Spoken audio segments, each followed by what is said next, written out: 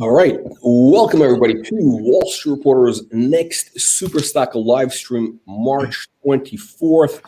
Coming to you from a new location. So hopefully the internet will be working here because we got some very exciting companies. We got really these companies are today's presenters, today's CEOs. They're really positioned in the hottest spaces in the market today. Speaking of which, NFTs, everybody's been hearing about NFTs, the non-fungible tokens, and that is what we will be talking about today with David Lukacs, CEO of Liquid Avatar.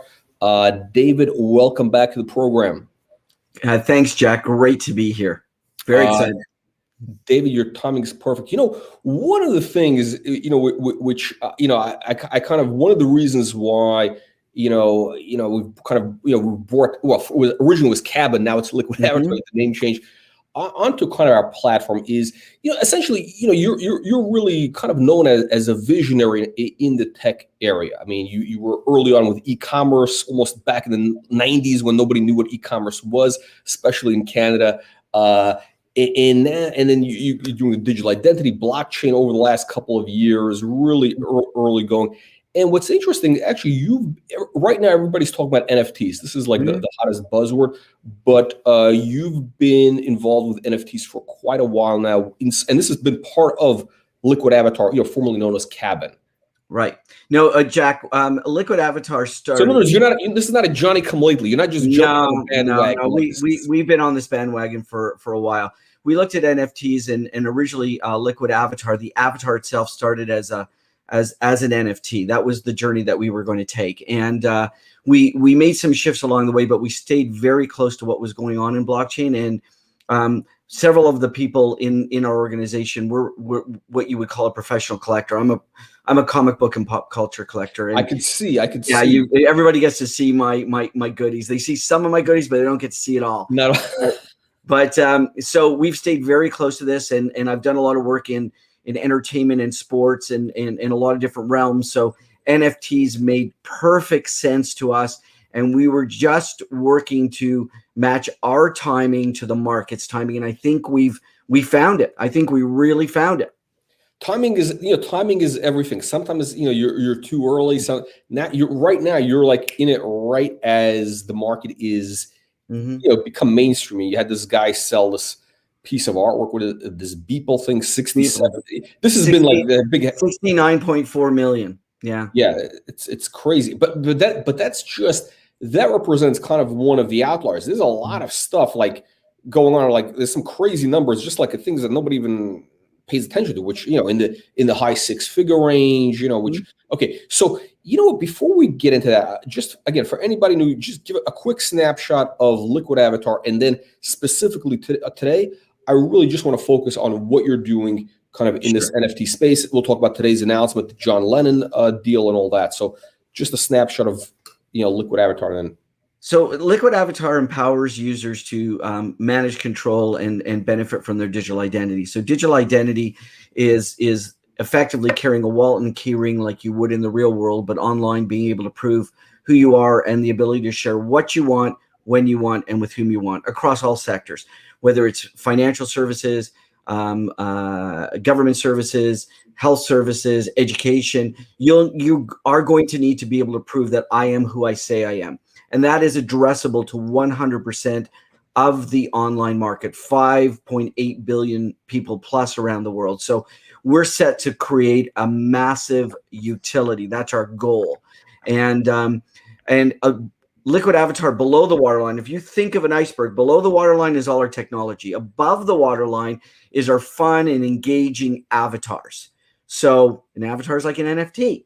So the natural progression for us was to start a division, and we did that with Imagine AR, CSE IP, and we've started a division to create unique avatar-like or digital products in the NFT markets that are cinematically and augmented reality enhanced, so that we're creating not just digital artwork or digital artwork connected to physical product, but we're creating stories, we're creating experiences. So we're taking the opportunities that Gen Zs and millennials want to see and feel and touch in a digital space, and we're creating unique opportunities for them to participate in.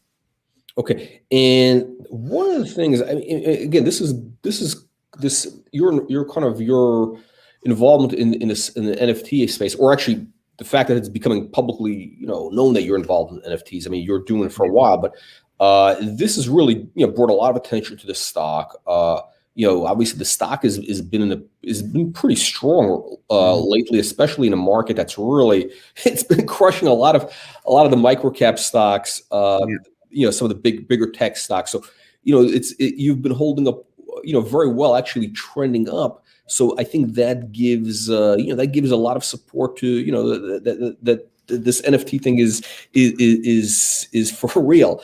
That today's announcement also is very exciting. What is this thing that you're doing with the John Lennon stuff and NFTs? Explain that. Well, we've actually had two announcements this week. We started the week off with a really amazing program with the Phaser Universe, which is a graphics art and comic book collection that's been around for over 20 years with our creative director and head of Apex Comics Group, Mariano Niciesa. And so we're doing that, and people can go to Oasis digitalstudios.com, and they can see our cinematics. And then today, we announced with May Pang, John Lennon's photos from John Lennon's Lost Weekend. And that's an 18-month period in John Lennon's life where he wasn't with his wife, Yoko Ono, but was with May Pang. And the photos and the stories are remarkable. And that's just the tip of the iceberg. Literally the tip of the iceberg. We're working with McCartney Multimedia, and a very famous last name that most people will recognize.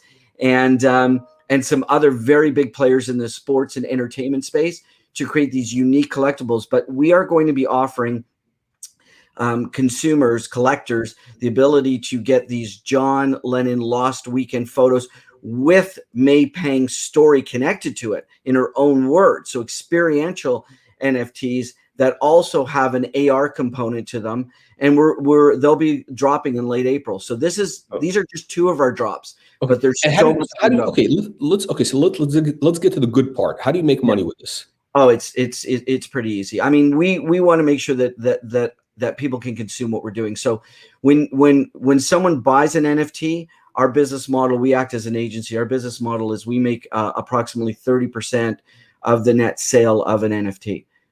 Plain and simple. It's on our website, Oasis Digital Studios. We have a very simple model. Okay. On a net sale, our artists make 70%, we make 30%. So you just have to look at the offerings that we're going to have, do your own due diligence, take your own numbers, and the market gets just a little bit silly. Okay. So hold on a second. So basically, so now essentially you're going to be selling these collectibles, these essentially digital collectibles. Through platforms that we agree to with our client, yes. Okay. Yeah. So this is. I think we should explain this because again, anybody that's new to this, there's actually platforms which are essentially sort of like, I think you might call it like an eBay of selling NFTs. I think some of them are auctions, some of them are direct. But basically, there is a whole marketplace of people selling various NFTs. I mean, you name it. Yeah. Like there's guys doing whatever. So this is what you're going to be doing. You're going to be developing collectibles specifically for for these marketplaces. That is correct. With our artist client, absolutely. We're going to be working with our artist clients and talent to develop these digital collectibles, which will be on marketplaces and will be sold on marketplaces. But they'll also have an augmented reality component that people can consume through Liquid Avatar, through our Liquid Avatar lens that is coming out in May. Okay. So it's not the experience. Sorry, that is huge differentiator. Yeah. We're not creating experiences that are individual. We're creating individual ownership, but the ability to share globally. It's a unique premise because right now, if I buy a collectible, I can only see it on that platform in which I bought it. Now I can share it on a global basis. I don't give up any rights. I don't give up the image. I don't give up anything, but I can now create augmented reality experiences so I can hang it in the local city hall. I can let the local arena, all virtually. Okay, so in theory, this is John Lennon thing, right? So you're going to create an AR, an NFT, but it's going to be, I'm going to use the word AR powered NFT. So in theory, from what I remember with Alan Paul at Imagineer, essentially on my phone, I'll be able to kind of take a picture of myself and like, hanging out with John Lennon. I could have my arm around John Lennon or something. Or well, I don't want to go that far, because that's sort of a likeness issue. You'll be able to view the photo on a wall somewhere, or you'll be able to listen to the story, or you'll be able to do things with it that you wouldn't otherwise. With the comic books and other artwork and sports memorabilia and all this type of stuff, there'll be different AR experiences. There'll be cinematics, which are sort of like trailers. We've got a whole gambit of opportunities, and the list of people we're dealing with is just massive. And the opportunities we're seeing based on our backgrounds in sports and entertainment and our partners, it's quite fascinating. We're very excited about this. We're seeing music, we're seeing entertainment, we're seeing sports, we're seeing automotive. I mean, the list goes on, and we're, our dance card is getting full very quickly, and the opportunities are great. But it also, again, is Oasis Digital Studios is part of Liquid Avatar, so it promotes the public company as well. Okay, so we're gonna jump. We have some questions, some audience questions coming in, which I want to get to, because there's some pretty good questions here. So so basically, look, you're interested in the pop culture collectible space. We can kind of see that you don't just talk the talk, you walk the walk. Exactly. So you're really you're really kind of, it's like a match made in heaven between you and NFTs. Bringing sort of creating the collect, because you understand the collector mentality. Absolutely. Right? Because so like for example, like I know this, whatever it is, like you have this the spider, there's like a Spider-Man thing over there. You probably, I'm sure you know what the market value of that thing is right now at this very moment. Yeah, I mean, the stuff that and all these other things they'll have, like serious. Yeah, the things you see behind me are sort of nice collectibles, but I know the market value of any of our comic books any day of the week. I mean, it is, again, it's a true collectible market that we understand, and our other partners are collectibles in other space, in art, in other areas. So we've got a very, very wide range of opportunities. But more so, I think what's really important here is that we're bringing people things that they couldn't otherwise afford as a traditional one-of-one real item. And two, we're making them digital, so they don't have to put them somewhere and collect dust. They're always available. You know what's interesting? Here's the interesting thing. This is what you said. Okay, so I think like right now, like there's a new mindset with I'm going to say just there's a new generation, right? Whatever it is. Like, you want to call it millennials. There's the guys following after them. They're interested in experiential stuff. They don't want to have things gathering dust. They don't want like tchotchkes. They don't want that stuff, right? Like they're not going to have a wall like you are right now, right? They want to have things on their phone, or whatever it is they look at, and that makes them happy. And you know what? I don't understand it personally. Like I like things that gather dust, but so I'm just going to go with the market. So right now, speaking of which, by the way, you know the thing with the baseball cards right now, that market is like crazy. The baseball. There's crazy prices with baseball cards right now. Yeah, Kobe rookie cards just very close, 1.795 million. Yeah, and I think there's like NFTs with like I think it's the NBA Top Shots.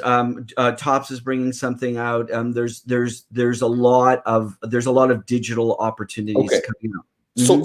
So what I'd like to kind of with that said, like how big do you see this opportunity being for Liquid Avatar? Like how big, what percentage of your business, how, there's like, we just talked a little bit about how you're going to make money. You're going to be bringing these artists, putting these things together with AR, putting them into these, marketing platforms, the sort of eBays of NFTs, if you will. And if you want to mention some of their names, is like, I think, what is it? There's 5. We're working with Rare Dot Store already. We've made an announcement, which is a group out of Toronto. We're working with a number of major platforms, and there'll be other announcements coming. But what makes us really different is we're agnostic to the platform. We'll find the best platform for our client. I think, Jack, what you're leaning at is so there's 3 ways we look at our company is what does the market think of our company? What is our earning per share? And what is our enterprise value? We look at those 3 factors when we think about our company. NFTs are very hot, and we think that there will be bubble aspects to NFTs, of course, like there is for anything. But we believe the long-term market for collectibles is here and now. The second thing we believe about NFTs is that it puts crypto in the hands of everyone, right? And everyone who understands an NFT, who owns an NFT, will be in the crypto space. So the digital, the cryptocurrency, the blockchain space is now for everyone. It's one of those applications that makes it easy to get into for $50. You don't have to get into it for $1 million, and you can see growth opportunities. But and there's resale potential. I mean, let's absolutely. But what's unique about resale in an NFT is if I sell you a piece of art and you sell it to another person, I as the creator never get anything out of it. In NFTs and the smart contracts, as a creator, every time it changes hands, I get a piece of the action. So it's an amazing opportunity for legacy opportunities for creators to create something that has long-term residual value for themselves. But in terms of our company, we see NFTs as an immediate revenue generator, where digital identity is a utility, and it's built to have a long tail on it, a long curve on it. We see the ability for NFTs to promote Liquid Avatar, bring it to the masses, get our name out there, and create immediate revenue, which our stakeholders and our company wants to do. And given the names that we're bringing to the table, and again, we've only brought 2 this week. There's tons of names we're working with right now. And as we bring out more, it'll become more and more visible to the market how powerful our partners are and the opportunities we have. But again, so essentially, you're going to be the NFTs you're going to be doing. They're all going to have that AR aspect. So this is all going to be. I'm going to use the word AR powered NFTs. They're all going to have an experiential component, and we haven't even talked about the food side of the business. The what? The food side of the business. Oh, good.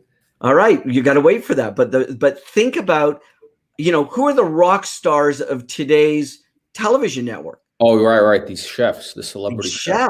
Right. So we're looking at the food industry, which no one else, I mean, now everybody will look at the food industry, but no one else has been looking at the food industry. And we're creating, if you want to talk about experiences, there's nothing better than food. So I know this as well. Now you don't see this now because of the pandemic, but it used to be when you were in a restaurant, like you have all these kids taking pictures of their food when it arrives. They don't even eat it. They don't even care about the food. They just want to take a picture to share it on Instagram. Oh, no, they care about their food. They're very particular, but if it's not good, they're going to tell 100 people. If it's great, they're going to tell 1,000. So we're working with some major chefs. Some of the stuff we'll be bringing out will be. This is interesting. That's actually something very unique. Okay, so we're way off the radar on stuff. Again, we're creating music opportunities. We've looked at unpublished music, unreleased music from some of today's hottest stars. We're looking at entertainment. We're looking at iconic elements that fit every generation. We're looking at the comic book and the graphic arts industry, the pop culture industry. So the sports and today's stars, tomorrow's stars, yesterday's stars. So it's really quite amazing. And again, all of this blends back to help Liquid Avatar promote its brand. So for our shareholders, it is, we believe, and again, everybody has to do their own due diligence, but we believe this is a massive blue sky opportunity. How big? Okay, so I know you're saying blue sky, but let's put a number on blue sky. How big do you think the NFT business can get for Liquid Avatar? Oh, for Liquid Avatar, I mean that's a tough one. I think the industry will be a $1 trillion industry very quickly. Not a billion. The NFT in this whole space. I think it'll be $1 trillion. That's my personal again, because we're already seeing a LeBron James dunk sell for $250,000. So that's one. There's 50 of those images potentially. Come on, the numbers start adding up very quickly. And if you're willing to pay for a dunk, $250,000, will you pay $3,000, $5,000 for a John Lennon photo? Will you pay $100,000 for an exclusive photo? I mean, it'll become evident that we have some of the most exclusive images of from May Pang of her time with John Lennon. You know what I find interesting about this NFT thing is that, look, the whole cryptocurrency space. Everybody knows Mhm. what's going on Sure. there, right? Bitcoin is making new highs, etc. The one problem with these cryptocurrencies is that, again, people use it as a store, whatever they're calling it, a store of value. Apparently there's a market, right? So it's liquid. Sure. So the problem is, at the end of the day, you got nothing. I mean, with gold, you have gold. You can look at it. It might give you a happy feeling holding a gold coin in your hand. There's something about it, right? Tangibility. Tangibility, right? The thing is, NFTs essentially it's exactly the same thing as cryptocurrency. I mean, it's not as because there's a bid-ask spread. It's like individual paintings or other collectibles. So there could be but at the end of the day, it is kind of a store of value. There's somebody, obviously, if these things are market, there's auctions, there's buyers for it, and it's essentially it's an alternative to cryptocurrencies Well, I think more than that, Jack. I really do. with a tangible aspect. Right. Well, I think it's an intangible tangible, right? That's So that's it's very weird, but, episode. Yeah, more so, it's a bragging right. I yeah. have this. I can show. I can't show you my cryptocurrency. I can take dollar bills out of my pocket and show those to you. I can't take, oh, here's my crypto. It's just a number. It's a balance. I can't physically or intangibly show you that. But an NFT, I can show my friends my NFTs. I can say, look at what I have. I've got the 69.4 million for the Beeple art. I'm not an art collector, but I would say that's a stretch, and it's a bragging rights issue. So I have it. Jack Dorsey's tweet for 2.9 million. That's a bragging rights issue. But I have it. I can brag about it. I can show it. It becomes tangible to my world. And as people today, our digital world is tangible. That's why Liquid Avatar fits so well into the equation. It's a little bit like, it's funny. We were talking about this. This is crazy. This is this is NFT things. It's like, do you know that story? I remember this. This was this guy. Who was that guy? What do they call this guy? The farmer, Martin Shkreli. Do you remember the farmer bro? Whatever was the guy. I don't know. Okay. This guy bought, I don't know, David, he basically bought a record. It was a one of one. Are you familiar with, was it Wu-Tang Clan? Yeah.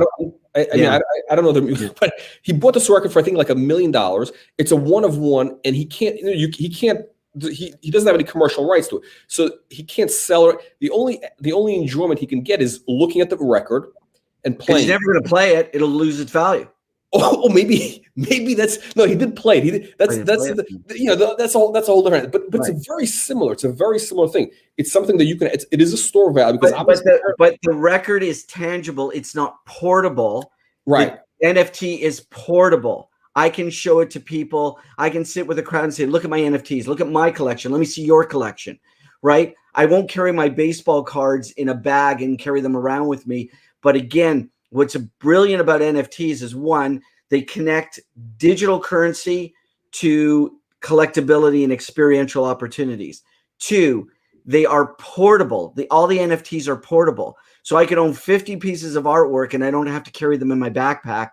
I can show them on my phone or computer or device. Okay, David, I think, we're going to jump to some audience questions. Sure. We got a few minutes left. Let's see if we can go through these. Okay, so we got... Rebel Ventures asking, do you feel NFTs are only for the rich and famous? Is there any interest in NFTs from a regular retail investor? I guess he's asking, what's the price point of NFTs? Is it $1? Is it $1 million? No, absolutely. I think, if you do the analysis of NFTs, most people who are doing well with NFTs are selling them in the $1,000 to $1,500 range. So our goal at Liquid Avatar and Oasis Digital Studios is to create NFTs for the masses. There will be extremely rare, valuable items, which will only be for a very few people. But by and large, we want our brands to share their story, and to share their story, we want to make it affordable to everyone. Okay.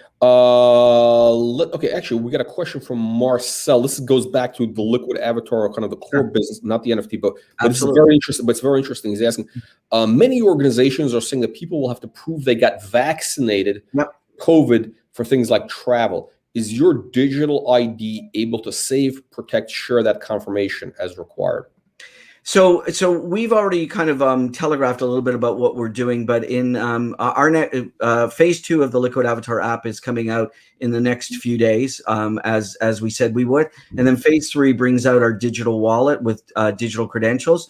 So we're hoping by that time that we can show some of these things. We're actively involved in the discussions with a number of governments, with a number of testing labs and vaccination programs about marrying digital identity with your COVID vaccine. I mean, today, I think it was in Edmonton, a person from Edmonton was charged at the Toronto International Airport with showing fake credentials. It's happened before.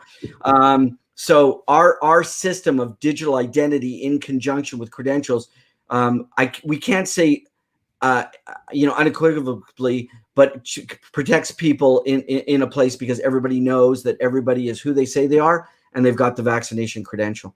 Okay, it's an interesting comment. I think okay, so we got this guy saying NFTs seem like a cool idea, way ahead of their time. Actually, they're not ahead of it. This is the time. If I can encourage everyone and anyone, get your toes in the water. It's same as when buying into a company. Get your toes in the water.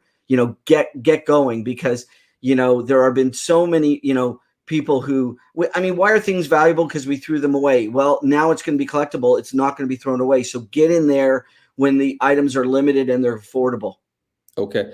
Okay. Kipper is asking, could individuals or companies come to Oasis with memorable collectibles that have a story behind them, and in Liquid would be able to help create the NFT?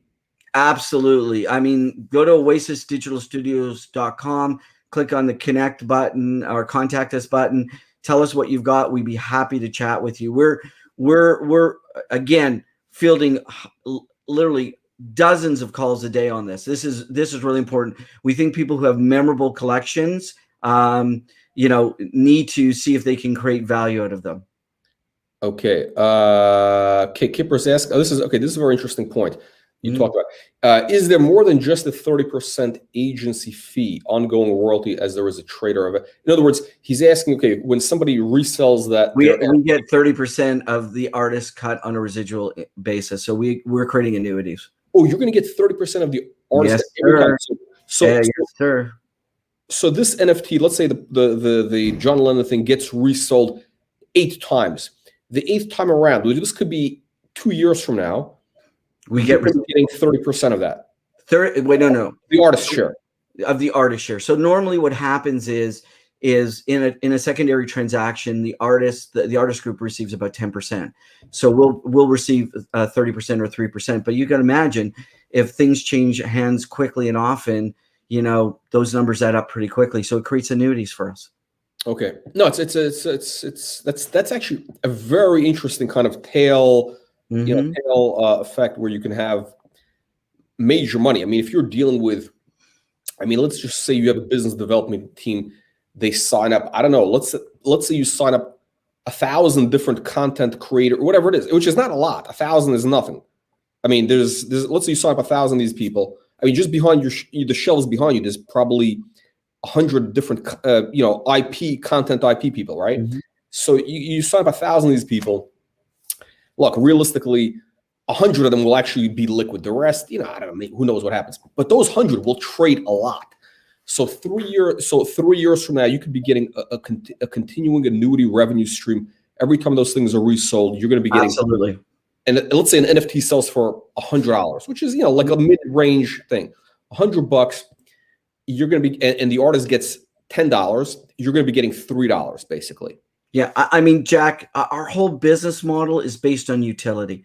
Liquid Avatar. I say this, but please, it's not a quote that I want to be known for. But we want to be the Google of identity. We want everybody to use our service as utility, not have to pay for it. Just like when you type in something to the box. Well, we want to be able to do the same thing for NFTs. We want to help our artists and our talent create great opportunities that have residual value for themselves and ourselves. Okay, let's wrap up. We're running out of time with two questions. That's it. That's it. Okay, I promise. All right. Rebel Ventures asking, can you help explain why one NFT is more valuable than another? Exclusivity? Supply, demand, scarcity, right? It's a simple equation. If there's 100 million John Lennon fans and there's 300 photos, the numbers speak for themselves. If there's a million John Lennon photos, the numbers speak for themselves. It's all based on supply, demand, collectability, and I call something the pyramid of collectability. When you're creating either one of one a run of something? That means maybe 10 or 20 or 30 of something. And is it a series? Is there 1, 2, 3, 4, 5? And there's different collectibility methodologies that you have to use that follow economic principles. Okay, Marcel is asking a very good question. Are you involved in marketing of the NFT or whatever content, or is that the responsibility of the artist? Is that as an agency, we're involved in supporting our creators through the beginning to end, cradle to grave. So we will support it. We will help them with their social media. Many of our creators have massive social media followings. You'll see more and more names coming out, and industries that we already have involvement in. So we'll be helping them all the way through, because let's be candid, the more they sell, the more we get. The better they do, the better we do. It's very symbiotic. It's and we will pick the right platforms for them to sell on. Okay, so let's go back to the Liquid Avatar. You know, the kind Sure. of, if you want to call it the core business, but so the digital identity thing, the app, like what kind of, you've launched, like what kind of traction are you getting right now? Well, we're very happy. It's still early days for us. We've hired a number of key people to help us with our app marketing, and it takes 6 to 8 weeks to bring them into fruition. So you're going to see a lot more marketing. I will say, without quoting numbers right now, I will say that we're in the target zone for acquisition. We're in the target zone for conversion, but we've only laid out the first fundamental piece of the application. And candidly, it's not a lot of fun. I mean, I will be candid. It's the foundational piece. You know, you look when you're building a house and you see the foundation in the ground. That's not the fun part. The fun part happens above the ground. So phase 2, which is coming out in the next few days, as I mentioned, brings out multiple avatars, a whole new swath of add-ons for the avatars, and personas. So you can now start assigning different avatars for different personas. Next month brings out our wallet, and the following month brings out our augmented reality platform. So by the end of May, the baseline app will all be in place, and we're seeing amazing opportunities for growth. We're extremely excited and pleased with what we've seen so far. Okay, David, last question. Well, actually, I'm going to have 2 last questions. That's it. You know, one is, what else is in the news pipeline? What else can we expect in the next couple of weeks? Wow. I can only answer wow, because it's been a challenge to try and figure out how to keep only down to 1, 2, 3 releases a week right now. There's so much coming at us. The news flow for us potentially, again, I have to say that caveat, is massive. So there's a lot of news. We've already got stuff in the pipeline that we expect to announce in the next few weeks that we find extremely exciting, whether they're our cup of tea, our genre or not. They're really exciting to our marketplace. Some really cool new technologies in the NFT market as well. So news pipeline, very, very robust. Okay. Last question. This is the last question. Our usual favorite, in your opinion, David, right now, based on what's happening with Liquid Avatar, what would you say the top 3 reasons for investors to want to own the stock today? Number 1, look at the NFT market. I mean, don't even have to look at Liquid Avatar. Just look at the NFT market. It's a massive play, and a massive opportunity. Look at who we've announced in the first couple of days. That's the second thing. Look at our trend in that. 3, we've got an amazing team of individuals, and I'm going to add a 4th. Liquid Avatar as a corporation, as a utility, as a fun, engaging utility, our addressable market is 100% of people online. So it's a big, big pie. If we grab a very, very small slice of that, it's still massive. David, on that note, I want to thank you. We look forward to hearing more exciting news flow in the NFT space. I know there's going to be, could be an endless amount of news flow, because there's just, so many different pieces of content, IP, etc. that you could, IP, actually, no pun intended, IP, intellectual property, and your partner. Right. Imagine. Yeah, exactly. Okay. I want to just ask one other thing, or mention one other thing. Go to Liquid Avatar, or if you read our press release, join our mailing list, because we send out a weekly buzz to everybody. It's a lot of fun. It's all the things we're doing. And the other thing I would suggest is sign up for our information. I mean, you stay abreast of what we're not just talking about Liquid Avatar or NFTs. We're talking about the industry. So we're happy to get people engaged in following the news. Fantastic. David, thank you. And we'll see you on the next live stream. Thanks, Jack. Okay, let's get ready for our next presenter. A lot of exciting stuff happening right now. Again, we're trying to bring you companies in all the hot sectors. We got NFTs, we got psychedelics. So let's put this up on the screen. We'll get our next presenter on here. Okay, and let me just see this.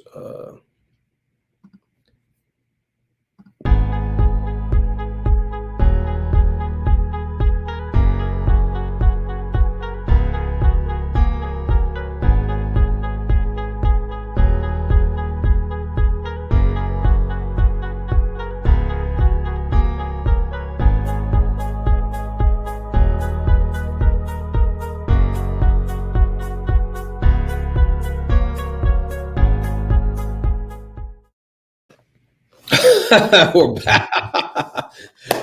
We're back. Todd, welcome back. This is a new look. Hi, Jack. How are you? Fantastic. What is why are you laughing? Surprise when you show up. This is the thing, right? I'm the CEO of a company called Red Light Holland, as you know, and we're in the magic truffle business. And we sell psilocybin. We provide people access in legal frameworks. We do it, in my opinion, the best as a publicly traded company. And I don't go on the chat forums. I don't do that. I don't, CEOs, we're busy running businesses. All right. We have to go. We have to go hard. But I do have friends that from time to time will send me screenshots. And apparently the last time I was on here, people said, oh, I didn't look professional, or my eyes look a little bloodshot. Was I high on cocaine? People apparently were saying. And I thought to myself, well, clearly people have never ran a business in multiple time zones with staff that's increasing, with business that's increasing, with very lack of sleep, and where really a look doesn't matter because it's about delivering. It's about being the mailman. It's about getting that package into the box that matters. But, once in a while, and my wife, quite frankly, loves when I clean up. She loves, I think I'm a pretty handsome guy, actually. And it's okay if I dress down because that's what I'm comfortable in. But I wanted to show people that it's not about perception. Don't judge a book by its cover. Judge a person by or a company by what they actually do, because they say one thing and then deliver on another. They have a concept and they make it reality. And us at Red Light Holland, despite this really handsome look that I have going on today, are continually delivering on our announcements and increasing, in our opinion, shareholder value. So thank you for having me back. This leads right into what I was getting. I mean, since the last time you were in the company, look, there's been essentially, things, all investors, especially in the penny stock world, the microcap world, they want things immediately. They want the stock, as soon as they buy it, they want that stock to triple the next afternoon. And so things sometimes take longer than but the company's actually been executing. There's been a lot of things which, I don't know if the market, maybe it kind of went like over people's heads. You closed the deal with, was it the SR Wholesale? You're starting to, you've imported the microdose packs into Brazil. Now you got the Health Canada approval. So there's a lot of things happening. You got the Magic Truck, the thing that you're launching with Kerry Marshall. I want to kind of go into that because I think, when was the last time you were on? This must have been almost a month ago by now. I was on about 3 weeks ago and I was very excited that day, is the truth. My emotions were definitely showing. I've always worn my emotions on my sleeve. And to be honest, I think those are the types of people you can trust the most in this world, because the ones that are direct, they're not good at like doing this. Oh, well, I can't tell you a thing. No. And I was excited at that point because we had received approval from Anvisa to get our microdose packs into Brazil. And since then, there's been a slew of announcements, and we're just so proud of this entire team for what we're doing and how we continually deliver. Again, we now have products, our iMicrodose packs, and for those who are new, we grow, we package, and we distribute magic truffles, and we do it in the Netherlands in a legal framework. And we've now gotten product into Brazil. We also got approval through a psilocybin import permit from Health Canada through a company called Seacrest Laboratories and Shaman Pharma. And we have product in Canada now.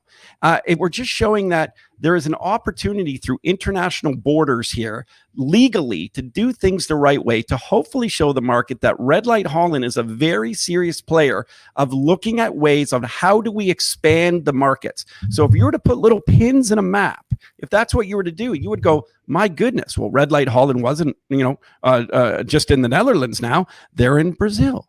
They're in Canada. We could start pinning. And now this SR Wholesale deal. Well, this is big business. I mean, this is a really big accomplishment for the team. We've been in negotiations for like 4 months. It's not easy. Everybody was expecting that deal to close, as soon as you announce it. You announce it, they want the thing. My eyes today. Do they look red today? Did I get some good night's sleep?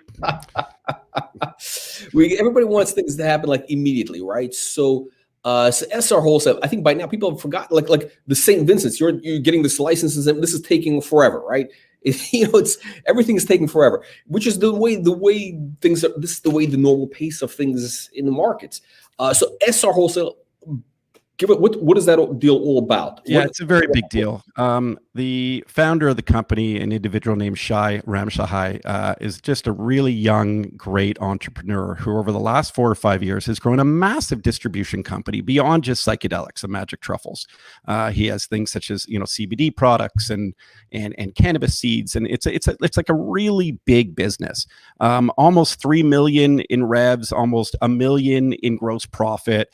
And the idea of it, though, that's so important for us, not only what we feel being the complete leader in psychedelic distribution in the entire planet. I mean, try to find me a company that's publicly traded right now in the world that distributes as much psilocybin as we do. I don't think you'll find one. So we're a leader. We're a market leader. Find me a company that's getting a consumer goods product that we produce and distribute and sell into other countries. You're not going to find one. I mean, we're just doing that and nobody else is doing that. And then you look at this wholesale company about distribution. How do we grow a Red Light Holland brand? Well, what's the fastest way to do that? Well, you acquire a business that's in amazing revenues, that has the infrastructure in place, that has the clients, that has contact lists, and now we can grow the Red Light Holland brand with other product offerings is the goal here. And how do we increase sales? How do we become the leader in psychedelics when it comes to revenues? This is our ultimate goal. And we're doing that in all different angles, not just in the Netherlands now. And honestly, the last year, we haven't even been public for a year, but I started raising money just over a year ago. This has been unreal. And if anyone were to ask me a year ago, would Todd Shapiro and Red Light Holland be trailblazers and do things that nobody else has done and have the most amount of sales when it comes to distributing psychedelics on the planet? Because I don't know if anyone has more in terms of a legal product. I just think we're doing it in sort of this amazing strategic way. I'm so proud of the team. I'm proud of myself, quite frankly. I look good today. So, so I dressed up. I'm going to open up some bubbly maybe later. And it's just an amazing time. And I could tell you very carefully, we're working on the next stages. I do not stop. We're trying to figure out very carefully some other deals, obviously, through due diligence, through meetings. I'm still in St. Vincent. I know what it seems like, but I'm telling you, I have more meetings tomorrow. The meetings just keep going. And we're just really proud. We're really proud. And we're really grateful for all the shareholders and all the supporters. Okay. So we got a comment here from JC saying SR Wholesale is a giant. He's from the Netherlands and he knows the company. So this guy knows. Okay, so it's a giant. I mean, it's a giant, and they're not only just in the Netherlands. I mean, they have distribution into so many different countries into Europe, France, Germany, UK, you name it. So one day, if things start to open up, and we're starting to see things open up, and when I say things, different legalities when it comes to decriminalization and legalization of certain products, not just cannabis, but maybe even psilocybin. We're seeing big pushes. I mean, Chelsea Handler, famous comedian, famous talk show host, today talked about how magic mushrooms should be legal, that she uses magic mushrooms, and quite frankly, everyone should be. This is her quote. This is not going away, in our opinion. Yeah, and by the way, that lamp, right? You're going to send her the wisdom truffle lamp now. Oh, we're going to get Chelsea Handler wisdom truffle lamp for sure. I mean, we'll see what she does with it because she's quite a fun person. But we are definitely going. This is the goal, right? We're growing an amazing brand. We have the support really all over the world, which is amazing. We just actually are about to announce seven give you a job contestants. 7. There's so many good applicants and so many good entries that we're going to do little pieces with 7 of them. They don't even know that. It was supposed to only be 4. We're going to do 7. That's the type of support. And sir, can you hear me okay? Oh, can you hear me now? Sorry, my mic is really bad. Can you hear me now? Can you still hear me? No. Give me 1 second. My mic just conked out of nowhere. I'm not quite sure why.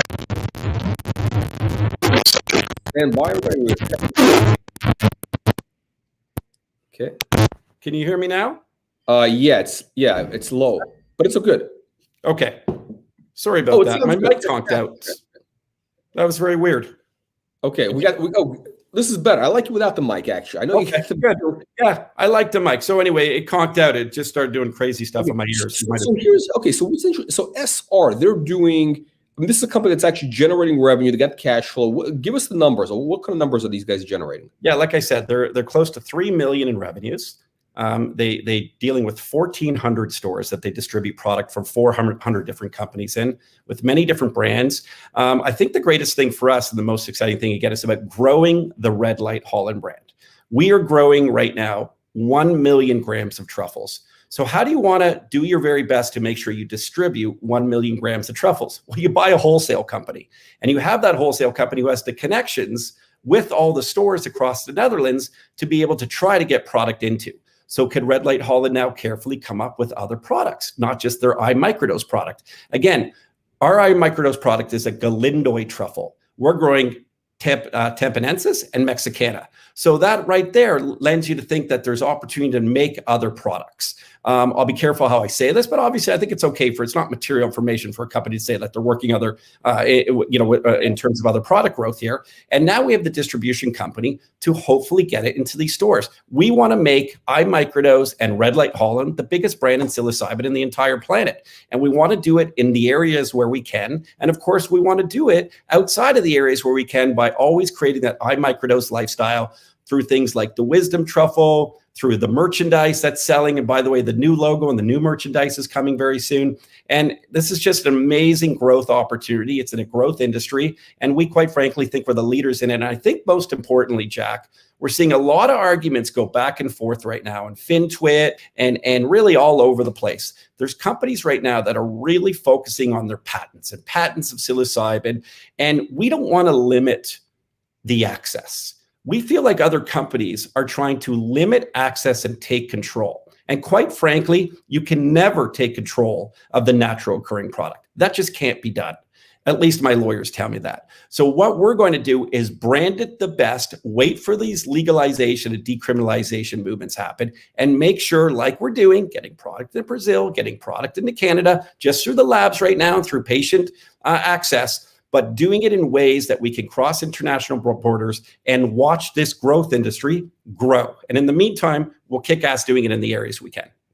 Okay, so I want to getting back to the SR wholesale, this acquisition, right? What do you see? So I mean, there's a lot of ways you can leverage their distribution channels. I mean, that's very, very valuable what they have. I mean, it's an amazing business. I mean, listen, it's a big staff, it's a big warehouse. If the idea is, it doesn't only have to be our products. Of course, we want to grow our products. Like I said, we have 1 million grams growing. So now I want to package those and get those in the stores. I have better margins in carrying other people's products. It's not to say we won't carry the other people's products, but I want to sell my products first because now we're vertically integrated. Of course, we'll carry other products. Is there an opportunity to white label products? The connections that we have through SR Wholesale in terms of anything that is produced and sold in head shops, smart shops, seed shops, you name it, we have access to now. And also what I love about it is the fact that people are looking at us as the go-to. They're coming to us. We're well capitalized. We still have over $30 million in the bank. And we're growing a business that's in revenues. And find me a psychedelic company right now that is in revenues like us. Yeah, so essentially, kind of one of the other benefits is with this distribution channel, you have other companies, you have more other M&A opportunities open up now.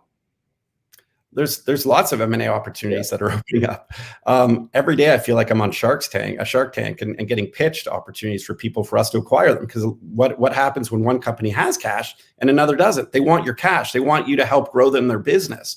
We're getting so many different opportunities. I think people are going to be really pleased on what we're working on. And I'll be careful because nothing's material yet. It's a lot of potential, but I'm not just sitting here not trying to grow a business. I want to be revenue focused.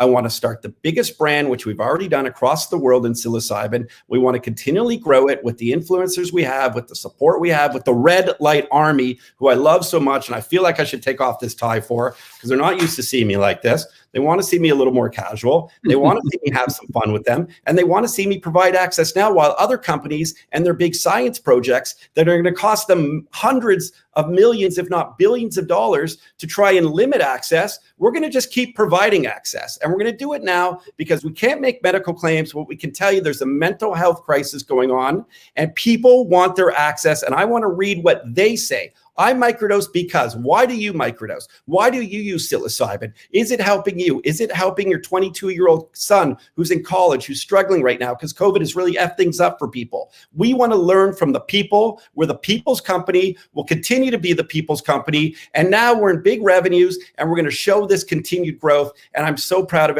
everybody, what we're doing. And you and your science projects and limiting access, I'll tell you what, have some fun with that, because very few of you are going to succeed. And don't get me wrong, if there's people who want synthetic forms of psilocybin to maybe help them one day, I applaud them too. But I think there's a far bigger market and a far bigger growth market in terms of the natural access that's been given to us for thousands of years. Yeah, I mean, essentially, I think the takeaway is that, if an investor, I think from the market perspective, if somebody wants to be invested in the psychedelic space, TRIP, essentially, you're in the market right now. You have revenues, you have cash to make other acquisitions to really kind of dominate the market. You're developing a brand. So from the consumer aspects, it's kind of like all these things, all the pieces are kind of coming together little by little. You're doing what is this? We didn't even talk about this. Part of what's interesting that you're doing it to develop this brand, kind of like you're taking that the Red Bull approach to energy drinks. You're going to be like the Red Bull of psilocybin. You're doing things like what you're getting these. Exactly. Like, look, here's another example. Sorry to interrupt you. So this is a VR headset, okay? Yep. You can go and get these VR headsets. They're really cool. Lots of cool, fun stuff you can do on these, like really fun stuff. What have we done? Through Radix Motion, we've created a virtual reality experience.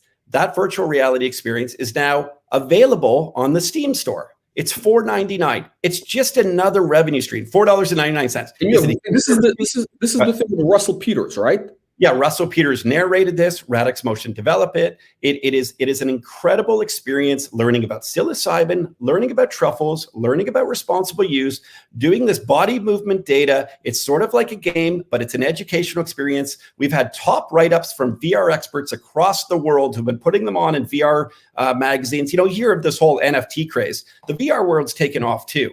And by the way, the NFT, it's funny about the NFT stuff. That's an idea I literally had as an artist before I became the capital market CEO. I've always thought about protecting people's IP through the internet and how you can do that. And it was an idea I had like 7 years ago that I actually pitched to people. I have an old deck and it's so funny. They got these non-fungible tokens. Well, I'd like to think that we're going to try to think of something like a non-fungi token here. Okay, let's get into something into the mushroom space, protect that kind of creative IP. And who knows, maybe there's an NFT with some of Karim Rashid's art and the wisdom truffle. We're always trying to think outside of the box. That's what our company does so well, and drive shareholder value by revenues, not just by these science projects that, quite frankly, good luck to all of you. I think that's a very important point. I mean, I think you really need to emphasize this.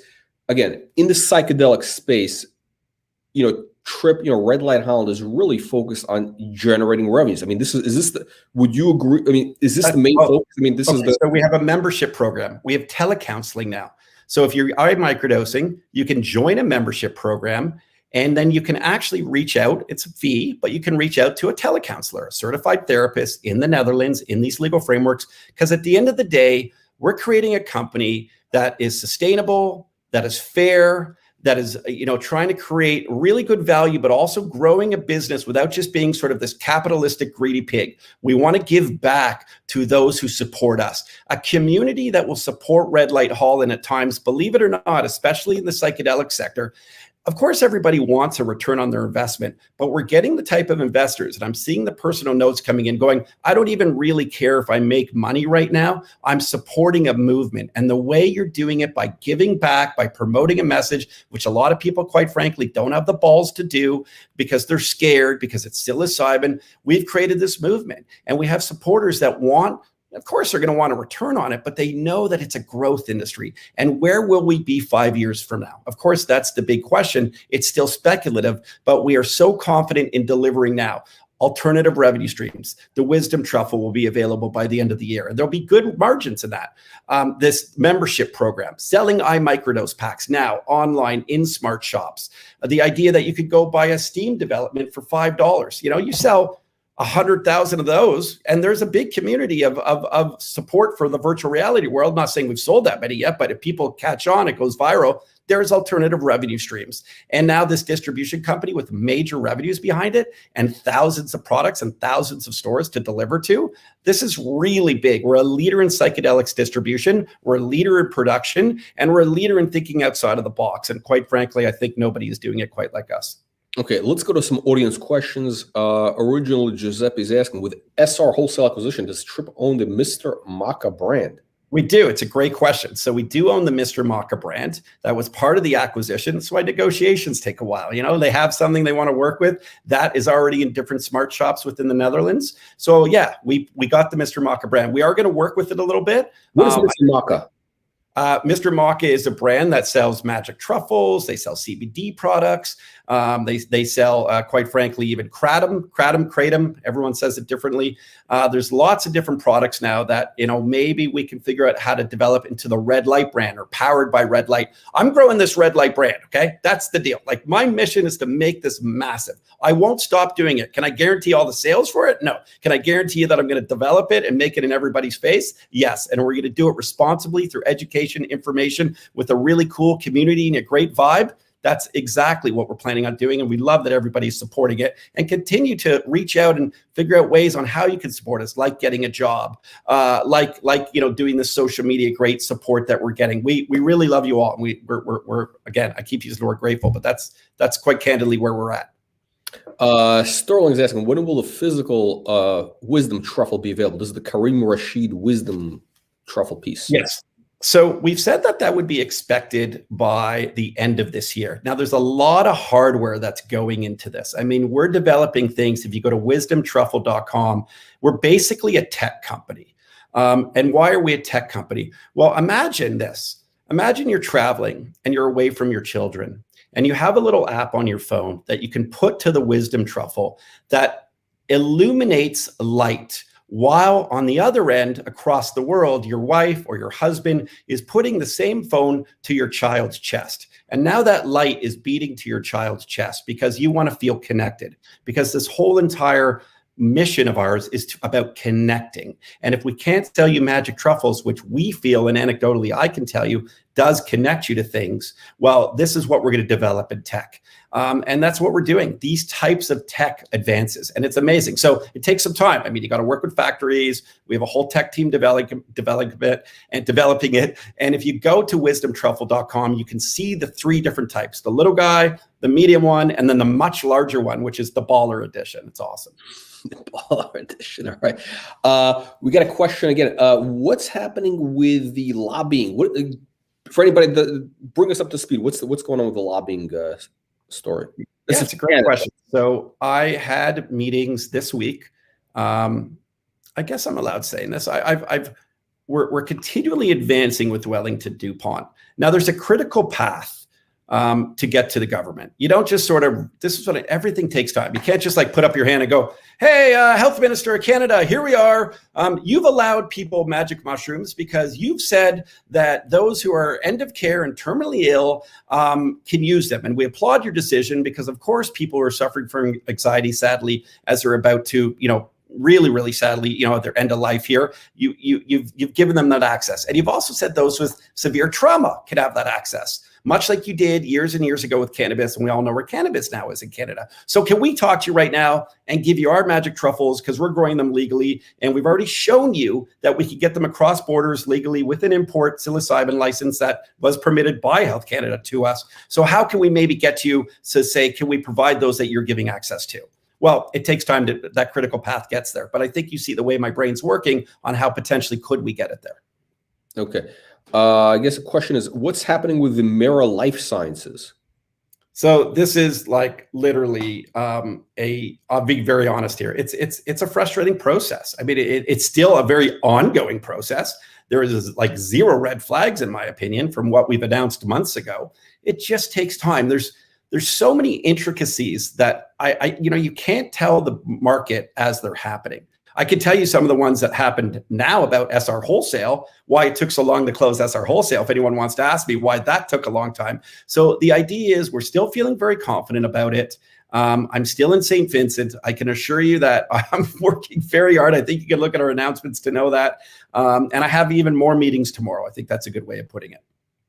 Okay. So listen, I guess the takeaway is Todd, this is, TRWRF is not unique.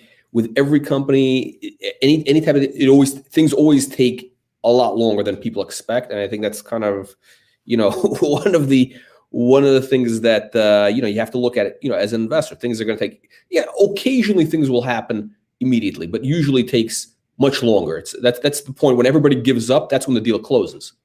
The most beautiful thing, Jack. The most beautiful thing about what's happened here is we've gotten such amazing support, and the support that you get into a stock, into a company that's building in a growth industry, it allows you to go and raise the capital. So without volume and without people supporting a stock, you probably wouldn't have the access to capital that we have. We're still sitting at over $30 million. I should say unaudited, but I'm pretty confident, even with the acquisition of SR Wholesale, that we're still over $30 million. I'm saying that very confidently. And if not, it's like $1 under. And it's going well because of the support, but then the business just takes a bit of time. And I'm all in it to grow a business. I'm all in it to show the world that as we have these progressive movements, as more people like Chelsea Handler are basically coming out there and saying, we need magic mushrooms to help people because they help me. And that's what she said. And I'll tell you, they help me. You're going to watch a company that through education, through responsible use, and through this really informative way of carefully building a business will continue to build it. And that's what we're doing. I just can't go and get something done overnight, because if I did, it probably wouldn't be real and it wouldn't have value for you. No, it's definitely, you're starting to see, the psychedelics really get into the mainstream. We got a comment here from Marcel saying he saw something, was it a show on Netflix where a patient was taking PTSD, was taking psychedelics, and this is the only thing that helped. So this idea is basically, he's making a point that the conversation about psychedelics is going mainstream. This is not like, this is like, a couple of years ago, this would have been like, far out, like no pun intended, but it's really going mainstream. I think this is, timing is everything. Like we had the, previous guest, he was talking about, the NFTs. Now we got the psychedelics. It's really this thing, and when it goes mainstream, this is going to be, TRWRF is going to be one of the few pure plays that are revenue generating in the space for investors. There's very few that are revenue generating right now. Again, there's lots of people who need a lot of money because they're burning through a lot of money. Go look at our prospectus at CDR and go look at our burn rate. Go look how responsible we're being. We're very proud. And Jack, I will just work to be able to develop this. And we're going to see so much. You mentioned the PTSD and these are the empathy. This is the stuff that's hard to show as a company that we're really trying to be. I mean, listen, we just brought on Glenn Cowan as an advisor to our team. He's a former Special Forces veteran, a beautiful soul, seen and done things that nobody in their life should ever see it do. And we just respect and appreciate so much what he's gone through and what people he know have gone through, men and women who quite frankly would do stuff that we're not brave enough. Jack, we're not brave enough to do this stuff.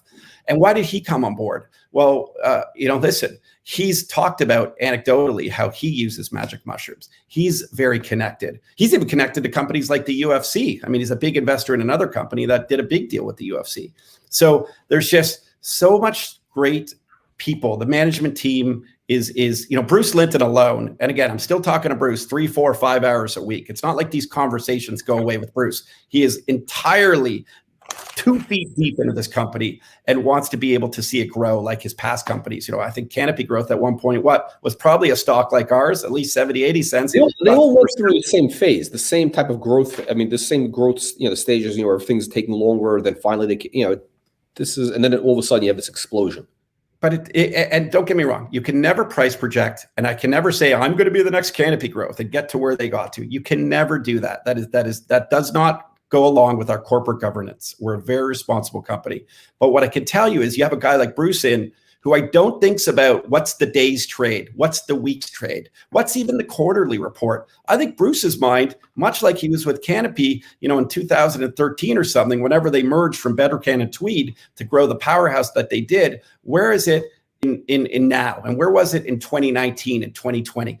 Think about long-term. I love the alignment with the long-term investors. We're grateful for all investors, but the alignment with the long-term ones who really believe in this vision, thank you for that, because it takes time to get the vision accomplished. But without you, we couldn't get the vision accomplished because we wouldn't have those access to capitals. It's a huge team effort. And this Red Light Holland team, quite frankly, is kicking ass and will continue to kick ass with our management team and with everyone who supports us. Okay, Todd, let's wrap up. Two things I want to ask. It's what other kind of one is, what else is in terms of news flow? What else can we expect next couple of weeks from TRIP? I'll be careful of what I project down the road. I'm still here in St. Vincent. There's still meetings going on, and I'm working really, really hard on some, I think, really neat things. My focus, of course, is revenue generating. And also think of our company as sort of like, how are we a tech company? Because there's a bit of tech to us and there's a lot of value to tech. So with tech, you could grow all different ways as well. So of course, it's about providing access now. And of course, it's about getting you magic truffles or getting you one day, maybe even magic mushrooms, and figuring out different ways on how you can do that with technology. We don't want to do what these other big science companies are doing, which is limit your access. I'm saying they can have their access too, if that's how people want it, through synthetic forms. But at the end of the day, I don't think anyone should limit anybody. And our company is all about providing that access and growing revenue streams, growing a database, and growing a support system to be able to be the biggest brand in the world that provides you with psilocybin. And that's our mission. And we're not stopping until we get you that. Okay, Todd, last question here. It's usually a favorite here. In your opinion right now, what would you say the top 3 reasons why investors should want to consider Red Light Holland stock today? Yeah, again, I can't give price projections, and it's a speculative industry, and always do your due diligence, speak to financial advisors and stuff. And feel free to call our IR team, which is really me and Daniel, who helps out. Because we want to have that tight burn rate, not just spend $15,000 a month. I would say look at our burn rate's a great one. Look at the fact that we're in revenues. Look at the fact that we're severely in revenues now with this acquisition of SR Wholesale. Look at the fact that we deliver on the things we talk about. We said that we were going to go to market with an iMicrodose product, and we did that. We did that on time. We said we were going to get a wisdom truffle designed by Karim Rashid, the top designer in the Americas, by Time Magazine. We're getting that done. We said we're going to create a virtual reality experience that now you can buy in a Steam store for alternative revenue streams, and it's done. We said that we're going to get great action from a guy like Russell Peters, who mentions us on Joe Rogan. That was done. We said that we have merch and it's cool, but some people didn't like that design. So let's work with people to get a new design, which was controversial in itself, but we got it done. And we got it done, and the merch is going to be amazing. So I don't know, find me a psychedelic company right now that can say they're the leader in distribution of psychedelics in literally the millions of grams and the millions of dollars because of SR Wholesale's book that we disclosed in terms of it being close to 3 million in rev. Just find me these companies. And again, find me another companies doing all this with still 30 million in the bank. So we're really pleased with progress. And I think that there's a million things I could tell you, but I'm careful on how I talk here. And I'm just excited for future growth. Todd, thank you again. We'll look forward to having you back. I'm looking for the next outfit, surprise. Do you like it? Should I this or t-shirts? What do you think? You gotta get the tie back. You gotta get the tie. Okay, I'll get the tie back. Thank you, Jack. We appreciate your time. We really do, and we appreciate everybody's support. Feel free to get in touch with us at any point. Thank you again, Todd. We'll see you soon. Okay. Wow, we get speaking of VR, we get another company in the VR space we're going to be talking about right now. Let me just get things set up here. Okay.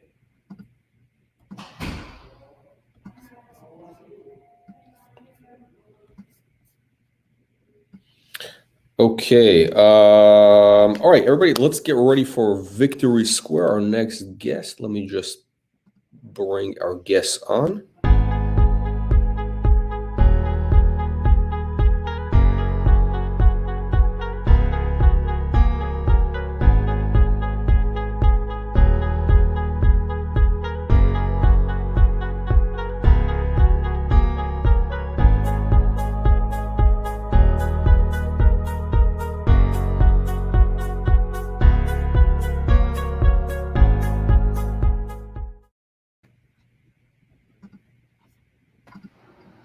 There we go. All right.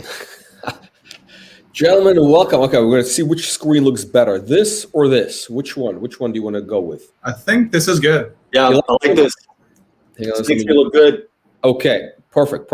Okay, Vahid, welcome back. You're bringing one of the baby unicorns, another one of the baby unicorns to our audience. We got Tim Bieber. Any relation to the other Bieber, the Justin? Yeah, he's a third cousin. And he's Canadian, right? That's the whole.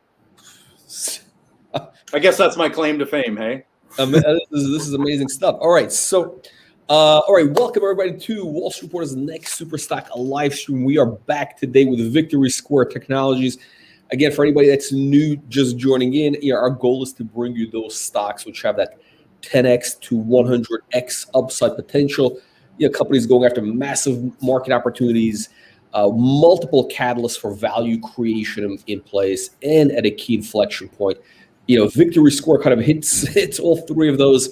In terms of catalysts, I mean, there's 20 of these, 20 plus portfolio companies, potential unicorns, little baby unicorns as we like to call them, and we're going to be meeting one of them today, Immersive Tech. So what I'd like to do is, Vahid, I want to kind of, maybe you're going to give us the introduction, tell us why you invest in this company, what you're so excited about, and then I'm going to turn it over to Tim, and Tim is going to give us kind of he's going to give us the deck. He's going to show us the deck, maybe some demos, and then we'll open up for audience Q&A. And again, for any, the questions, that's the key part of this. So anybody that's watching, please ask your questions and then decide for yourself if VST and then Immersive is going to be that next 100-bagger stock.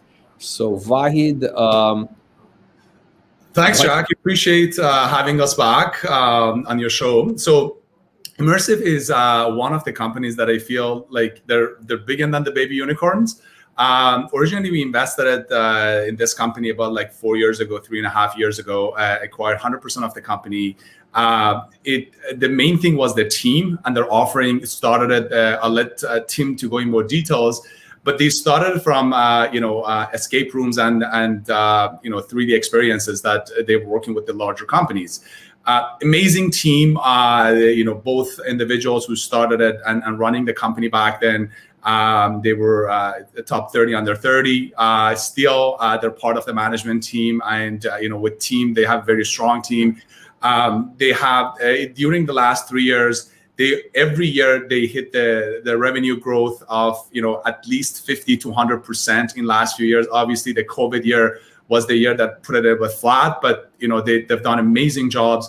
Great customer base. They work with all the big names that team is gonna go through them. And as part of the VST thesis, we always try to be ahead of the game before the wave of that industry comes and that industry get hot. So we could see AR/VR is going to be the next big thing since 3-4 years ago. So we spent our time, commercialize the company, have the right team, right product, right customer base, and now we feel it's the time that the Immersive needs to go public by itself because it has a great team, has a great product, especially the new product that they introduced, and it's part of our plan. And we're on track for Immersive to be listed in Q2.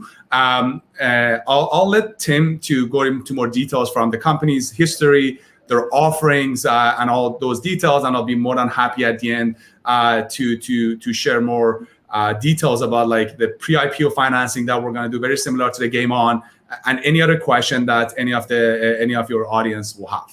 Okay, so it's very interesting because right now, we just had, since Victory Square has come onto our platform, you're really kind of going through this phase where you're really starting to create shareholder value by monetizing some of these investments, spinning them out, which is going to be very exciting. Game On, we just had the Game On. You brought Game On.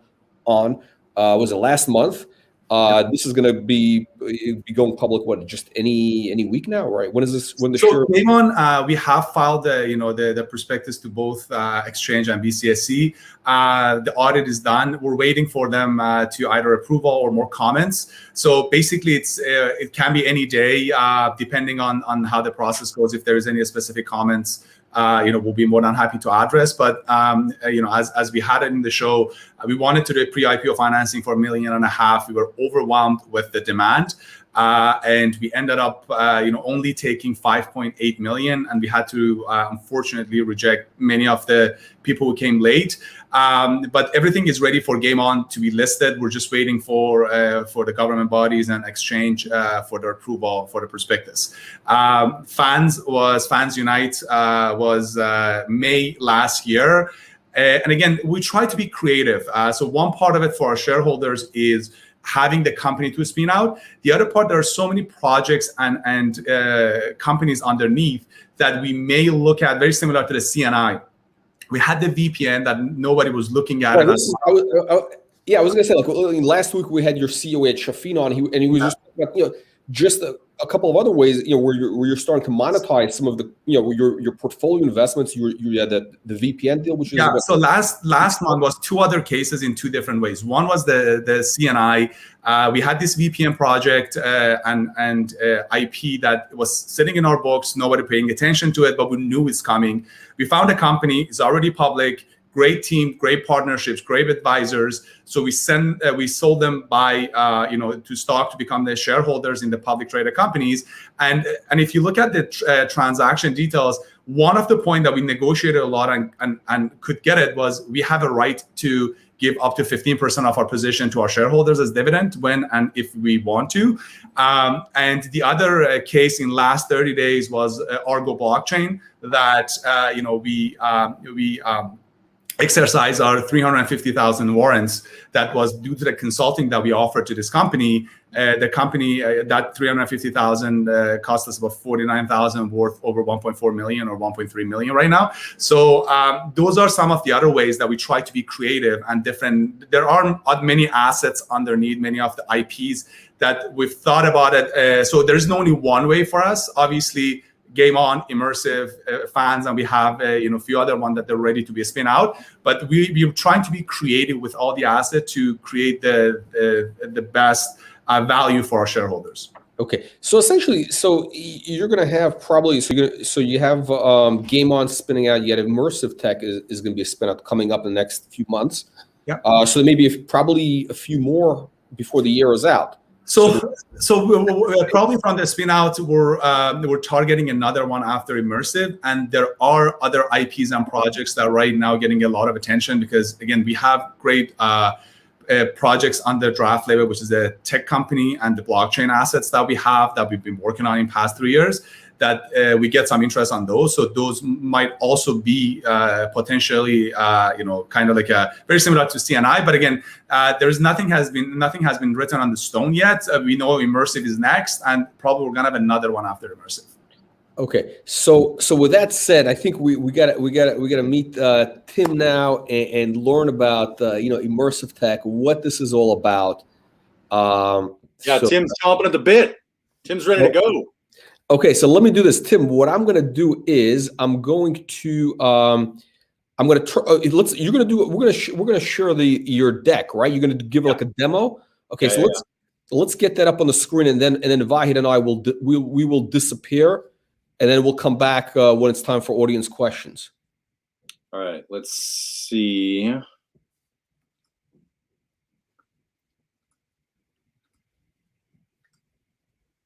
Okay. Okay, I see. Okay, here we go. It's loading. Okay, perfect. Okay, so I'm gonna let me see. How do I? Let's get back to the top. Hold on. Okay. Spoiler alert, eh? Okay, let's just let me know when you're on the first page. Yeah. Okay, here we go. Okay, all right, Tim. All right, Tim, take it away. I'll come back for audience questions. Okay, sounds good. Yeah, so I'll run through this quick. Really keen to hear what the audience has to think and the questions in store. But basically, so I'll intro Immersive Tech, but Uncontained is the next product offering that's really taking off for us. Basically, as you can see here, Uncontained is a multiplayer free roam VR attraction. We've built it within a shipping container, and I'll kind of get to some detail there.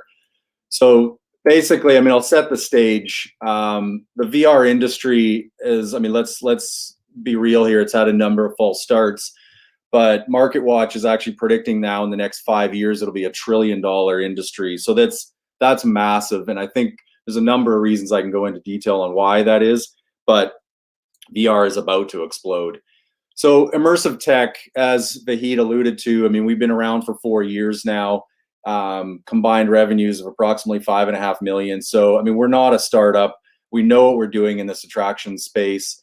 And primarily what we had done was highly interactive, immersive escape rooms for a lot of brands and a lot of family entertainment centers across the US. Brands and brand activations was a large part of that focus. In total, 64. And so Bayer Pharmaceuticals, the image that you're seeing there is inside of a 40-foot shipping container.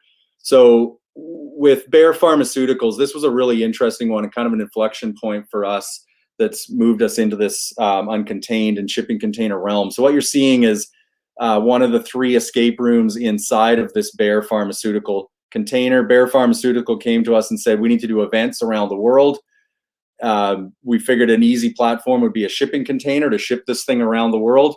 And so we built a ridiculously sophisticated escape experience for them. So this is kind of indicative of what the company did for brands, for brand event activations, and then family entertainment centers, equally as impressive executions. One of the partners, which actually I'm excited to announce today, we just closed the deal yesterday, is with a massive YouTuber, Chris Ramsey. He's one of the largest magicians in the world, largest YouTuber magician. He's got over 6 million subscribers or fans in total. So we're going to be doing a really cool custom execution with him, which is also a tie-in and kind of an announcement into this uncontained shipping container unit. So here's a render. The shipping container itself is being produced now. We're launching it to the market in August. But the brilliance of this platform is it's highly scalable. I mean, what better platform is there than a shipping container?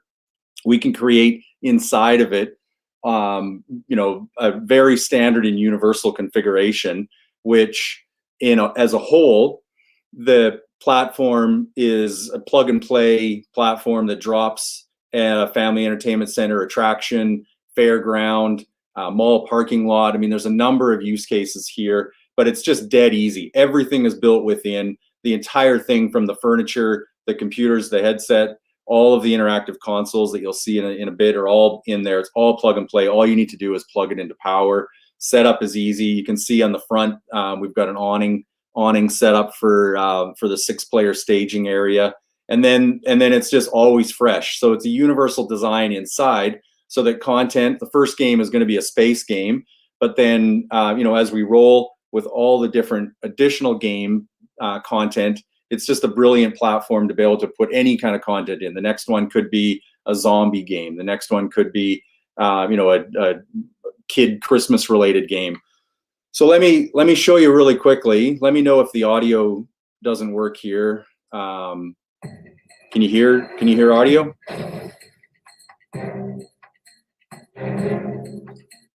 Oop.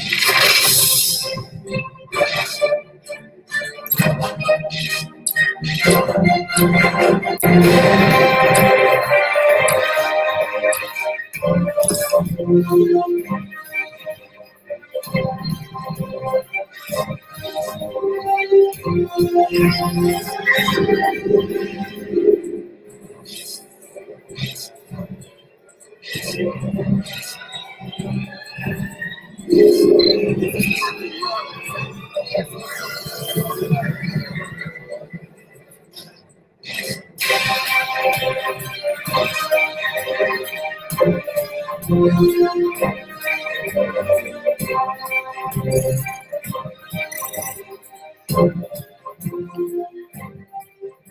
that's a better way to show it off, show it in video form. So that's a demo. That's a demo of what's to come. Basically, within the container, the physical effects. So basically, everything that you kind of saw from that video, where you're interacting with the physical environment, all of the effects, and we kind of call it 5D, but 5D can be confusing at times. But basically, all the physical effects that are reacting to the immersive and virtual environment is what you'll be experiencing. It's a backpack-free wireless experience, motion floored, physical interactions. You can see all the consoles that are built in there. Everything's reacting to the game visuals, basically giving you a completely uncontained experience when you're inside there. Haptic feedback with heat simulation, cool simulation with wind and fans, pneumatic air blasts, full ambient audio. So this thing is going to be one crazy experience. View inside, and so once you're within the game, the visuals that obviously you're seeing are this kind of a concept where you're immersed in an entirely different environment. I mean, this is as close as anybody is going to get to the Ready Player One Oasis kind of concept. So this is just going to be a mind-blowing experience. And once you add all the haptics in there with giving a rumble floor, heat and air, you can just imagine as aliens are coming at you or the ship's being hit, you feel like you're there. This is going to be an experience like no other. So the exciting part, though, for your audience and for us, how we make money. It's actually a brilliant platform business model. So we're modeling it after this concept of a platform. The brick and mortar strategy of selling the containers themselves, there's obviously a margin there. We're focusing initially on family entertainment centers, location-based entertainment, attraction locations, FECs for anybody in the know. And so it's a simple model where we get the containers out there at scale. And where the beauty of it is we make money as more of a content licensing play, and the licensing is at a much higher margin. So the containers have approximately a 30-40% margin, game licensing up to 80 to 100%, additional revenue streams on branded executions. So immersive tech and all the work that they've done with brands. Once event activations come back, we've already got brands talking to us about what we can do for this uncontained unit. This is just a next level up from what we've always offered. So white labeling solutions, the container itself and the game experience. We've got NFC tie-ins because that's obviously a hot buzz right now.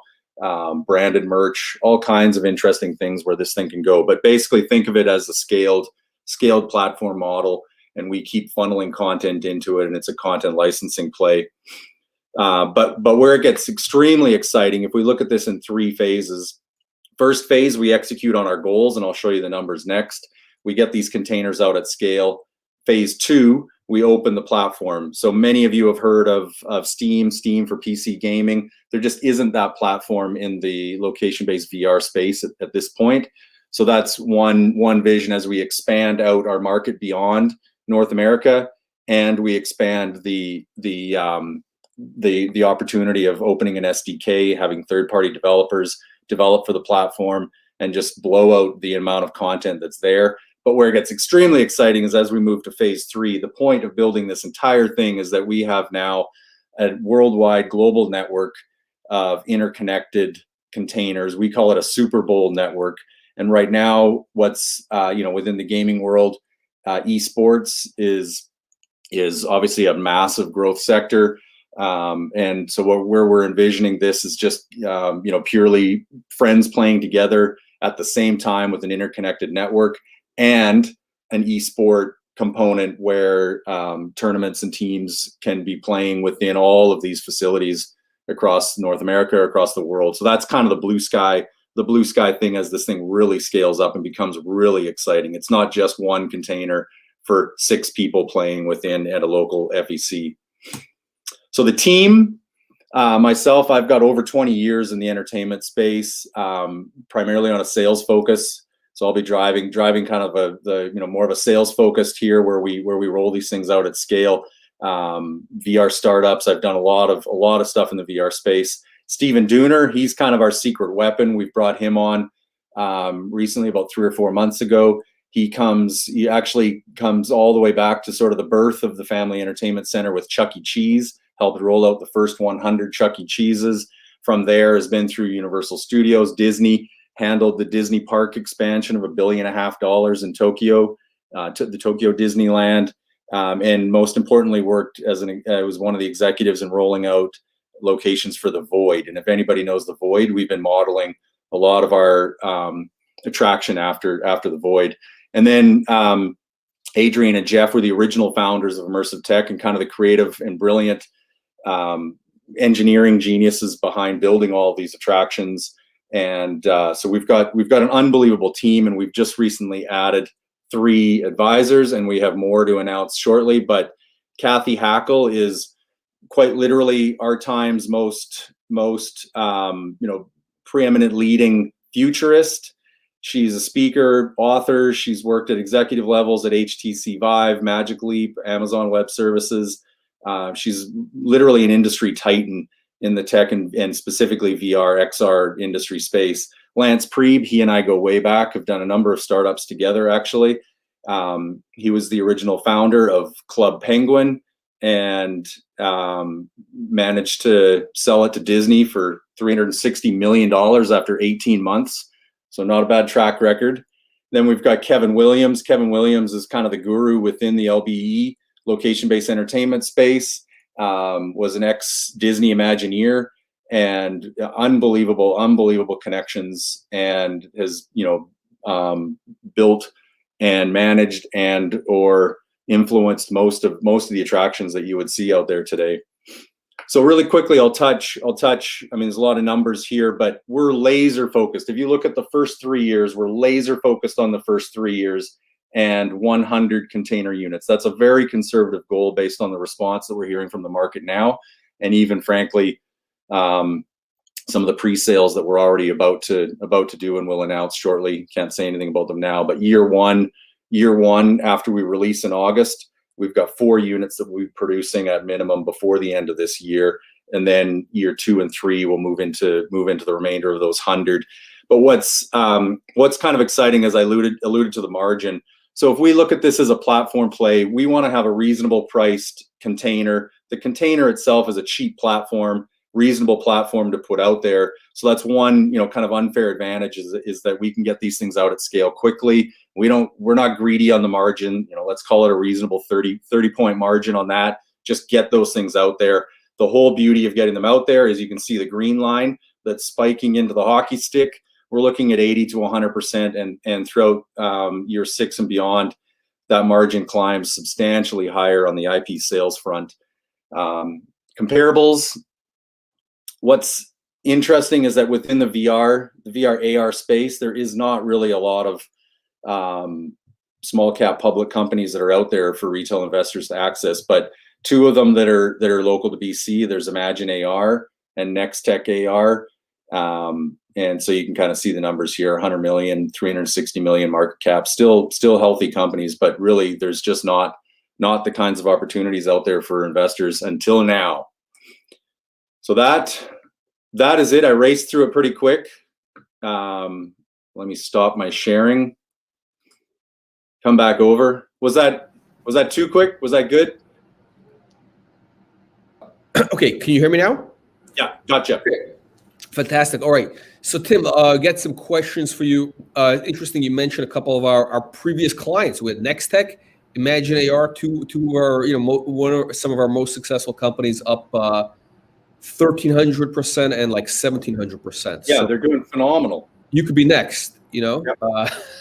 So it's going to be a 17 million market cap at the time of spin-out. Vahid, is that so just 2 points. One is about the Next Tech AR and Imagine AR. That's you're actually you're absolutely right about that. The thing is, right now, being ahead of the game. I think those 2 companies plus Immersive are ahead of the game for the companies that going around AR VR, that it's going to if it's going to grow, especially with the COVID factor and the entertainment, that is going to grow. There are not too many companies out there right now in the AR, VR, in the public sector. So when you look at it, they're getting a multiple of 25 to 40 of their projected revenue. Yep. So that's roughly where you're getting it from. I think, again, both companies, great companies. If I think Next Tech AR, they had 11 million revenue in Q3 last year. With the safe, they would have gone the same pace. It's going to be 14 million by end of the year. Again, this is just the rough numbers. At 360 million, great company. So that's the opportunity on AR VR that we see now from the immersive tech. Basically, the market cap and what we're going to go public with. If you look at our record track, we always go with the undervalue valuation, like fans went at 25 or 30 million and goes up. You want to leave some money on the table. We want to make sure the investors make money. And by having a very tight structures for our deals, we make sure that the market is just going to react properly to it. So we're going to, very similar to Game On, we're going to have a pre-IPO financing for immersive tech that we're going to announce shortly. And it's going to be around the 17 million, pre-financing is going to be the valuation for the company. So that's going to be the rough numbers that we're just going to have immersive to do financing and go public. Okay. What price? I guess so we got a question. How much? What price of the IPO share is going to be at? So again, those are the details for that will come out shortly. And again, very similar to Game On. Whoever is interested, so VST shareholder they have the priority and they're in the president list. Whoever else that is interested to be part of that, they can send us an email or go on our website to show interest so we can add them to the president list to send all those details about the financing. But again, if you look at our previous deals, we're always looking at about 35 cents to 40 cents. That's the rough number that we'll look at it for the companies that when we take them public. But again, all the details for this specific ones will be announced shortly, and we're going to do a similar pre-IPO financing that we did for Game On. Okay. Okay. So I got questions for Tim now. Okay. So Okay. So Tim, so the projections you had with 100 of these units, you could be doing 60 million plus revenues. Yeah. So that's 6 million plus per unit. Yeah. Okay. How do you generate revenue? Like, how does it work? You drop these in, I guess, at a partner's location. You have some partner. How much does the cost? How does the business model work? Yeah. So the mechanics of it are super simple. Operator buys, and there's a few different variations of how they buy on even sort of a short-term lease scenario to make it easier. But basically, the operator looks to pay this thing out in a 12 to 24 month period, and then there's a couple levers that they would pull. We have a set price of what we know the container is going to cost. We add a little bit of a margin in there, obviously. But as I'm saying, we want to get these containers out there because it's more of a content IP play. They position the container out front of their family entertainment center. That's just as a placeholder. That's the low-hanging fruit of the customer. They've got people that are flooding in to play their arcade games, bowling, laser tag, ropes courses, depending on what they are, go-kart tracks. So they have that captive audience. Those there's sort of benchmark pricing in what's charged, but we're suggesting probably $20 a ticket, and they pay that to the operator. The operator factors that into when they look at their 12 to 24 month payout. And at this point, based on a $20 ticket price and reasonable penetration rate throughput, it's under a 12-month payout, which in this space for mid-scale attractions is unheard of, because it's a very reasonably priced thing. And the haptics, the experience, haptics meaning the 5D kind of physical effects, I mean, it's a mind-blowing experience that we really feel people are going to be flocking to. Okay, so the container, so initially you sell it to one of these centers. You sell the container. I guess you see now. So it does two things. One is now the center really has an investment in making sure that they're going to be buying more of your content, but you're really making money on the content side. That's where you make the center is just that's you get that out there. How much now? How much do these sell for these containers? Yeah, so we're kind of playing with that number at this point, but pretty much 250,000. They can amortize that. They can amortize that over a short term. We've got different flexible options, but 250,000. Okay. So I mean, they can amortize it over, let's call 2 year, 10 grand a month, roughly. Yeah. Okay. Yeah. I mean, less, but yeah, sure. Okay. And okay, so how many of these potential centers are there? How many potential locations are there? These family entertainment centers, other strategic locations. How many do you think are out there? Yeah. So we're focused primarily on the U.S. The U.S. has just got a larger, here in Canada, we've got a lot of snow, and our season for entertainment in general. Because these are not heated, right? These are kind of. No, yeah, and actually, that's actually a good point you bring up. They are there's full HVAC. So when I talk about these as plug and play turnkey, I mean you set this thing in any environment, and HVAC cools or heats. So it could, but Canadian population is small. Canadian population just doesn't have these types of entertainment centers like the U.S. does. But in the U.S. right now, COVID beat up a number of them. Some of them have, are coming out of COVID reasonably well, and others aren't. But the numbers that we're looking at are 867 facilities that are right in that laser focused family entertainment center. That's not centers that are, purely arcade or a trampoline park or go-kart track or those kinds of other facilities. So really, I mean, the number just in the U.S. alone, 867, allows us to easily find those 100. And the response that we've been having so far in just really high level, warm conversations, because we have not really announced this yet to the market, have been overwhelmingly strong. Okay, but this goes. I mean, I think potentially the potential locations can go beyond just these family entertainment centers. I just saw a comment from somebody saying cruise ships. Yeah. With a guy saying cruise ships. So where's this comment here? There you go. This would be this could be a good potential. Another entertainment attraction. I mean, look. I think actually the demand for immersive entertainment experiences, which is what you're doing, is kind of it's a whole new market opportunity out there. Yeah, it is. So as I kind of alluded to in the presentation, it's like we're talking about, like, you have these escape rooms. I don't understand this escape room thing, but I drive by. There's escape rooms all over the place. I mean, so this is escape rooms. Escape rooms are still very popular segment of the entertainment. The great thing about yours is you can reprogram it. You can put in new content anytime. Yeah. I mean, you could have new forms of it. Sort of like you're like the Netflix. I mean, you could be doing new programs for different things all the time. And also you have the esports aspect. Can you talk a little bit more about that? How you can, what the esports angle is? Yeah. So what's lacking right now in the multiplayer VR space for these entertainment centers is kind of competitive mode. Competitive mode makes these things much more sticky for the operator, where someone wants to come back.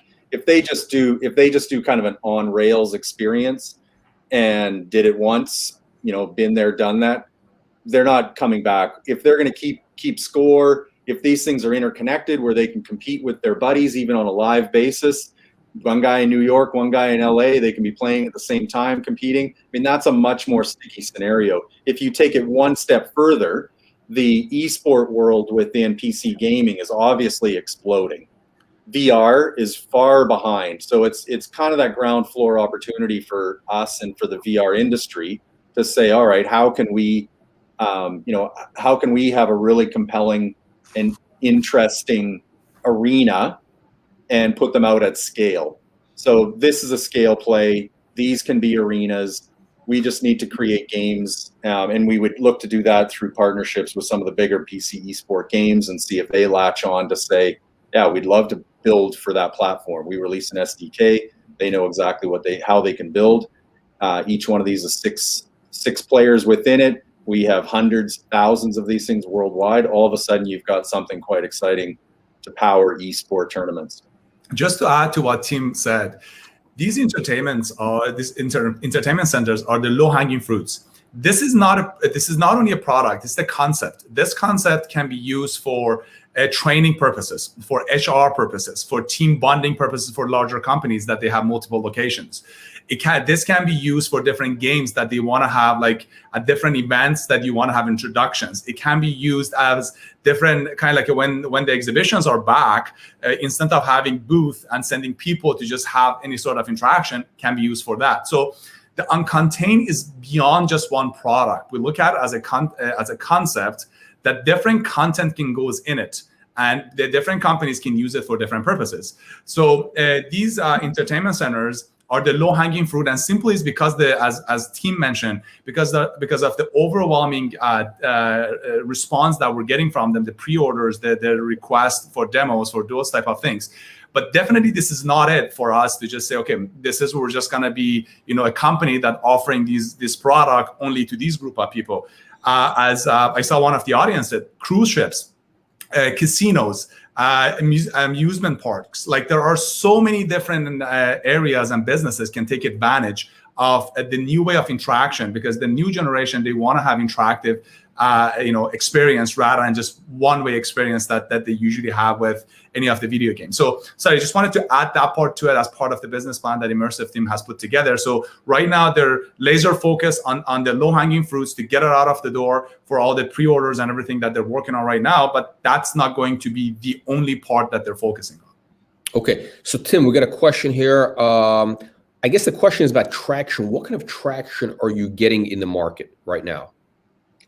Yeah, so given that we've done a lot of business with various family entertainment centers, family entertainment center groups, we've, let's call it, we've primed that market with those warm relationships, had conversations, and they've all expressed interest. Yes, we have been, slightly backing off on wanting to take their deposits, which they're at this point, offering to throw at us, because we're in prototype phase. As I mentioned, we launched this thing in August. We've been cautious on what we wanted, how we want to approach these relationships, and so, extremely strong. Plus, then with Stephen Dooner and the relationships that he's had, people have been coming to him and asking, "What's this thing all about?" So we've been having these organic, authentic conversations that are a great starting point, just validating the model, which people have been, basically saying, why has this not been done prior, which is great to hear. And also saying, when you're ready to take my deposit, please take it. And there's a bit of fear of missing out, because you can see from our first year, we've got a very minimal amount of these containers that we're putting out there so that we know we nail it. And so from the kind of marketing question, we've created a ton of buzz without doing any marketing yet, but have a pretty serious PR and marketing plan that will start to roll out when we're really, really ready.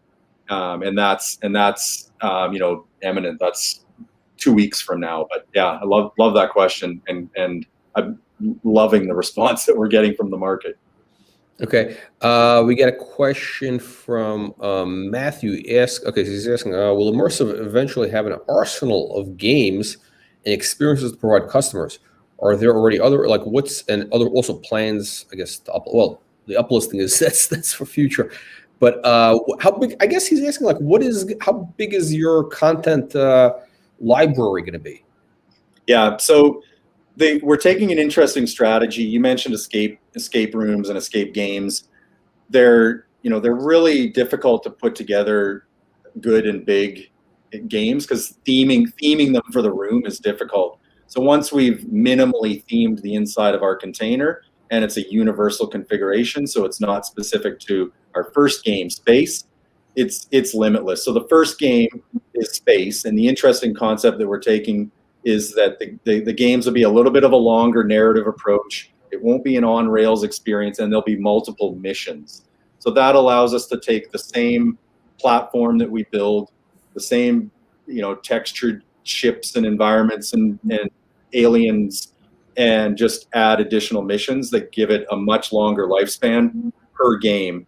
Then we have a plan of creating multiple games per year. Then we have a plan of opening that platform so that other VR studios who have also been approaching us to ask how and when they can start to design on the platform can design for us. So then that we basically then blow the thing wide open and really start to develop a lot.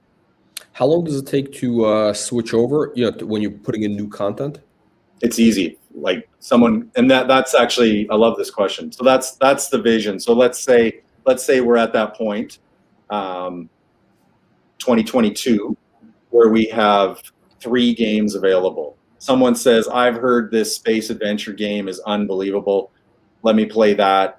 I've heard your next game, XYZ, is incredible. Let me play that. So at the moment of showing up, they can say, this is the game I want to play, or this is the game that I want to play.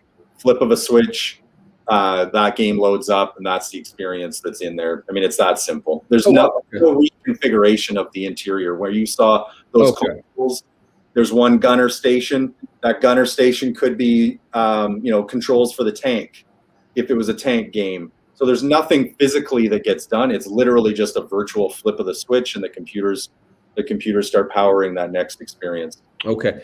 Now I want to ask you, it's interesting. You mentioned, so we had the 2 previous earlier presenters. They both kind of touched the various areas. One was talking about NFTs, which you're doing something there, and then we had one that's in the psychedelic space, actually selling magic mushrooms, truffles, and they're doing a VR headset.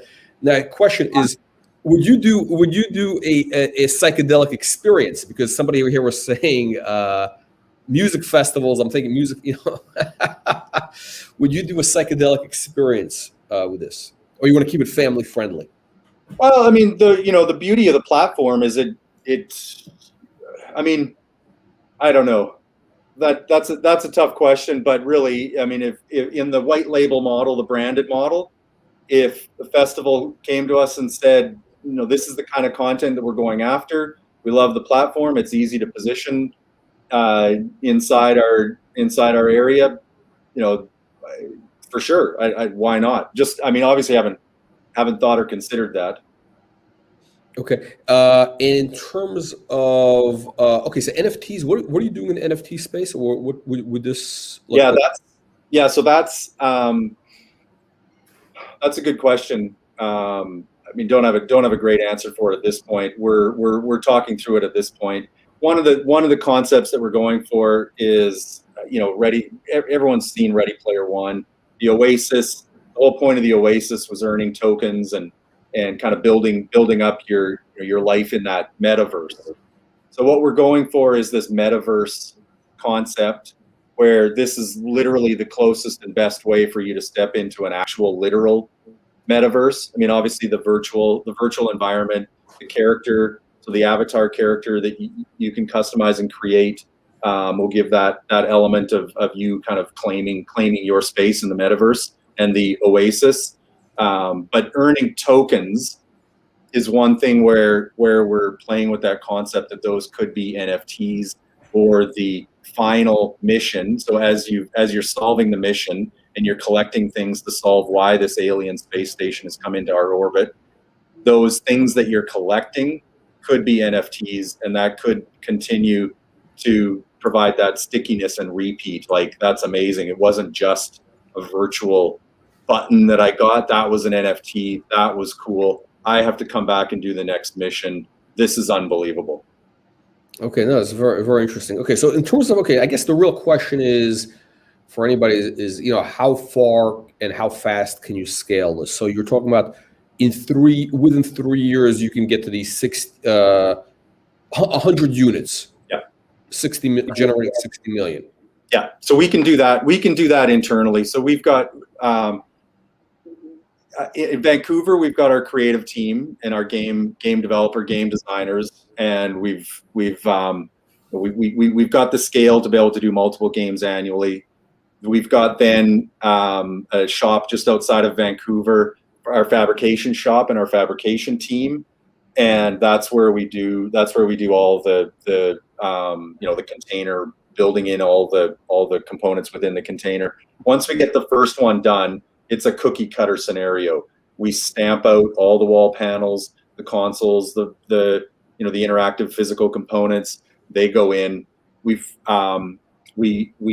know we can scale to about 6 of these things monthly. Once we start hitting the larger numbers in 2022, 2023, we'll also get a sense of where those customers are in region of the US, and we will find partners to build those out. For the most part, anybody, I mean, you see shipping containers used for office, construction office, sales centers. There's literally 100,000, let's call it, different shipping container operators that custom fabricate, that provide storage across the US. So the vision would be to find one of these. They would do the base fabrication. Then we would have a team that would add in the computer gear, the interactive components, just do all the more high tech stuff that our fabrication team does. So that'll allow us limitless scale. We can do that in any country. So that's kind of the plan on scale. Okay. Question is this is a great question. How long is a typical experience in one of these containers? Yeah, so that's another thing where we're innovating. So the average multiplayer VR experience right now is only about 5 minutes. It's literally like, plug a quarter in, they give you a gun, you blast away some aliens, 5 minutes later you're done. Fun experience, yes, but where we're taking a lot of our escape experience, because escape rooms are usually 30 to 45 to an hour long. So what we're doing is doing a 15-minute experience. So it's really difficult for people to be in VR in that environment for longer than 30 minutes. But we need to have throughput for the numbers to work. You have to have throughput. It's too short a time to do 5 minutes. So we're playing with that 15-minute where it's going to give a really fun narrative experience. You can either pass or fail, just like with an escape room. It's not that on rails boring experience. We're not leaning on the crutch of just a gun to blast at stuff around you. Make it a little bit more of a thoughtful, thorough, fun narrative experience. 15 minutes. Okay, excellent. So let's kind of wrap up here. I think I don't know if I should ask Vahid or Tim, a question in terms of news flow. This company, I mean, it's going to be a while before it's out there, but this is, I think, for the audience, the main thing. I think the takeaway for anybody watching this right now is this is just one of the portfolio companies that's part of Victory Square. One out of, I don't know, you got 20 plus companies. Number two is this is going to be a spin out probably the next, I don't know, a couple of months, let's say 3 months out there. So we're aiming for Q2. Q2. Okay. So a couple of months away. Yep.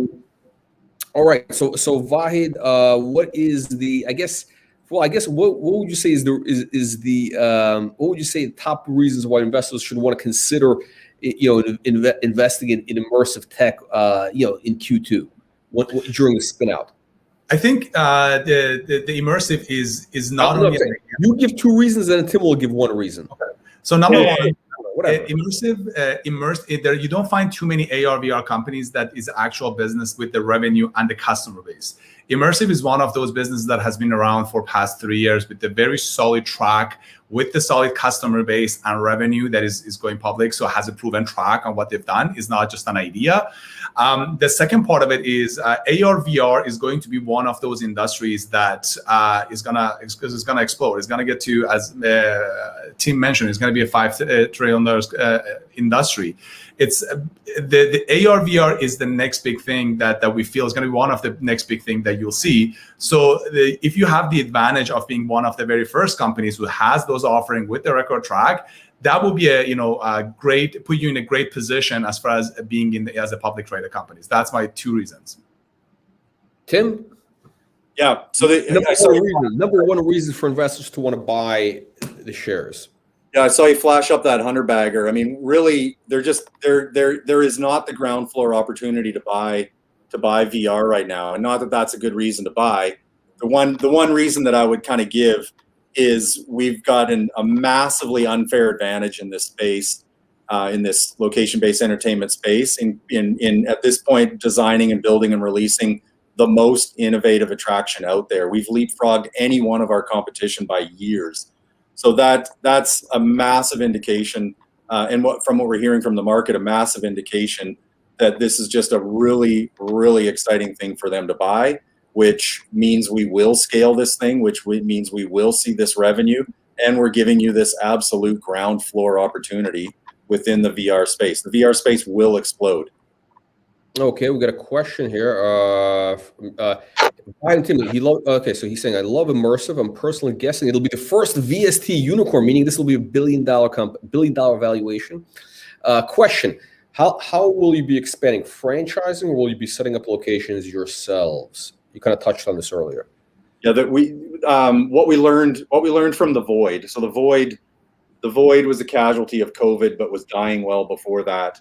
The Void set themselves up as operators, and it just does not work. You either manufacture and design content, or you just build yourself a family entertainment center and have a breadth of entertainment offerings. It's proven in the market that being an operator will not work. You can't be all of the above. So we will do this as a franchise model. We will focus on what we know we can do well. Over the last 4 years, we've killed it in making unbelievable immersive experiences. And with our content development team, we'll funnel content in, and we'll build this at scale. Platform model, that's the name of the game. Okay. So just to add to what Tim mentioned, 100%. So what we've learned in our experience, having a good product or a content is only half of the game. The half of it is distribution. The distribution, sometimes you see great product and great content that it doesn't fly because they don't have a good distribution. So our focus, as Tim mentioned, is we'll look at the customer acquisition cost. What is the fastest and quickest way for us to get as many people as we can to as many businesses as we can. And hence, that was one of the reasons that we really wanted to work with Stephen Doomer, that he's done this before, and having the right people around us that can set us to have that rapid growth with the right approach. That was one of the reasons. So just wanted to add that to what Tim just mentioned. Okay, and of course we're going to have the Justin Bieber experience. Are you going to get your cousin Justin to do some sort of Tim? I just realized you look a little bit like him. Let me call him. Hold on. All right, guys. Thank you. On that note, Tim, thank you. We look forward to hearing more from Immersive the next couple of months. Having you on when you're ready to go public. And invite. Thank you again for bringing us another one of your baby unicorns. We're looking forward to learning about the rest of the portfolio in the coming weeks. Thank you, guys. I appreciate having us. If any of your audience is interested to learn more about immersive, pre-IPO financing or anything, they can send us an email. We'll be more than happy to keep them posted. And once again, I'd like to thank all the VST shareholders for their support and always being there for us. So thanks for having us. Okay, right. So just in case anybody doesn't know, how do they reach you in case they want to be on the list for Immersive? So they can send an email to PL as a president list at victorysquare.com. If they're interested, they can get all the updates from for Immersive and all the other companies, pre-IPO financing, any updates around like team, product, sales, or whatever that we send out. If they send a quick email to that, then we'll be in touch with them. Okay, we got believers in the audience. All right, thank you, guys. On that note, I'll see you in the next live stream. Yeah, thank you.